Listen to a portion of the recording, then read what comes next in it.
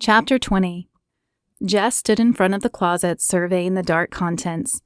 Even though she was no longer wearing mostly black, she still preferred darker colors. But nothing was jumping out at her today. What did you wear when you hadn't seen your mother in months, and the last time you did was shrouded with anger and disbelief? Deciding on a simple, long-sleeved blue shirt, Jess pulled it and some jeans on. She was only a few months along, but already her jeans were starting to fit snugly. She would have to buy some new ones soon. A look in the mirror revealed the fear and insecurity in her blue eyes, but there was no turning back now. As much as she wasn't sure she wanted to see her mother, she didn't feel okay leaving her sitting in a restaurant waiting either. "You look good," Emily said from her side of the room. "Are you sure you don't want me to go with you?" Jess shot her a grateful look and shook her head. This she had to do alone. Taking a deep breath and sending words heavenward for wisdom, Jess headed out of the room and to the coffee shop she had agreed to meet her mother at. It was the same coffee shop she had met Chad at just a week before. As she pushed open the dorm door, a gust of cool wind blew against her, causing goosebumps to rise on her arms. She should have worn a heavier coat, but the walk wasn't far. By the time Jess reached the coffee shop, her cheeks were numb and probably pink from the cold. She pulled open the door and scanned the shop. Her mother was not one of the patrons, and Jess sighed in relief. Chase was working the counter again, and his smile calmed the jitters running through her. After ordering a tea, she took the cup to an empty table and sat down to wait. The liquid warmed her insides, dispelling the last lingering tendrils of cold.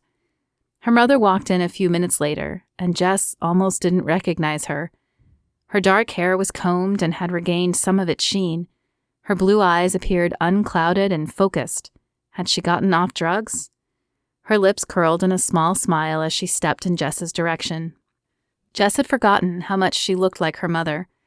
The resemblance was unnoticeable when she was on drugs, but now her mother looked clean, and Jess could see what she might look like in another 15 years. "Hey, Jess." Her mother stood awkwardly. Jess stared at her, unsure if she were expecting a hug or just awaiting an invitation to sit. She pointed to the chair, not ready to embrace her mother yet. "You look good," her mother said, pulling out the chair and sitting down. "Different." "Yeah, I am different," Jess said. "You look good too." Her mother's eyes dropped to the gray tabletop. "Thanks," she said softly. "It's because of you. When you left, I didn't know what to do. I got worse for a while, I think. But then Stephanie told me Jim was touching her too. I remembered your words, and I stopped taking drugs and started paying attention. You were right about Jim, and I'm so sorry I didn't believe you. When I realized I couldn't ignore Stephanie too, I knew I had to take her, leave, and get completely clean. I just hit my 90 days clean milestone." "That's great, Mom. I'm happy for you." The words sounded insincere because, while happy for her mother, Jess was also guarded and still angry. Her mother had given up drugs a few times before, but it had never lasted. "I know it'll take time, but I want to see if I can be part of your life again." Jess was tempted to tell her no, that she had been hurt too often. However, she had learned that God was about forgiveness, and that if she were forgiven, she should forgive her mother as well. It wasn't easy as the words lodged in her throat, but eventually she managed, "I'd like that." "I'd like to hear how your year is going, if you don't mind telling me about it," she said. Jess dropped her eyes to her cup and twirled it around. Did she tell her mother about the baby? It was a pretty important piece of her life, but did she want to share that information yet? "My year has been interesting, to say the least," Jess began slowly, deciding that if her mother were making an effort to be in her life, that she could make an effort to trust her. "But I guess the most important thing to tell you is that I'm pregnant." Her eyes widened and her hand flew to her open mouth. "You are?" "I'm having the baby," Jess said. "We didn't do it right the first time, but we are committed to following God's way now." "We?" her mother asked. "So the father is in the picture?" "He is," Jess said. "You can meet him at church tomorrow." Jess waited for her mother to balk or come up with an excuse not to go, but she smiled and said, "I can't wait. You've obviously found a part of religion I never knew, and I'm looking forward to finding out what it is."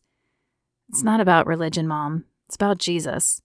Jess smiled as she continued to share the story with her mother of how she came to know Christ. Chad swallowed his feeling of trepidation. He knew this was the right move, but it didn't make it any easier.